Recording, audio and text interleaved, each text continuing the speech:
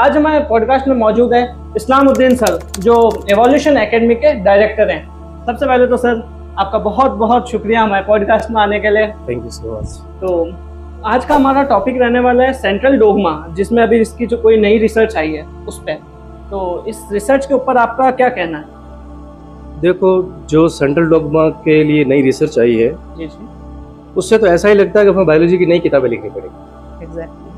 70 साल पहले से हम सब जानते हैं जो central dogma Watson and Crick ने दिया, उसके अकॉर्डिंग डीएनए से आरएनए बनना चाहिए और आरएनए से प्रोटीन, और प्रोटीन ही हमारे कैरेक्टर डिसाइड करता है। लेकिन सेंट्रल डोगमा में एक नई हाल ही में रिसर्च हुई है, उसमें DRT7 नाम का एक प्रोटीन डिस्कवर हुआ है, जो प्रोटीन बैक्टीरिया में वायरस से प्रोटेक्शन देता है। अच्छा। वायरल प्रोटेक्शन का काम करता है। लेकिन इस DRT7 प्रोटीन में ये देखा गया कि प्रोटीन के टेम्पलेट से डीएनए बन रहा है, मतलब सेंट्रल डोगमा का रिवर्स।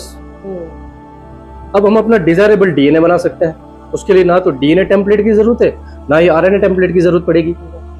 प्रोटीन के ही सीक्वेंस से हम डीएनए बना पा रहे हैं। तो जब ये रिसर्च नहीं हमारे सामने आई है, तो अब हम बायोसाइंस के अंदर हम प्रोटीन से डीएनए बना सकते हैं, जो हमारा डिजायरेबल डीएनए है, उसका इस्तेमाल करके जेनेटिक प्रॉब्लम्स जो है उनको सॉल्व कर सकते हैं।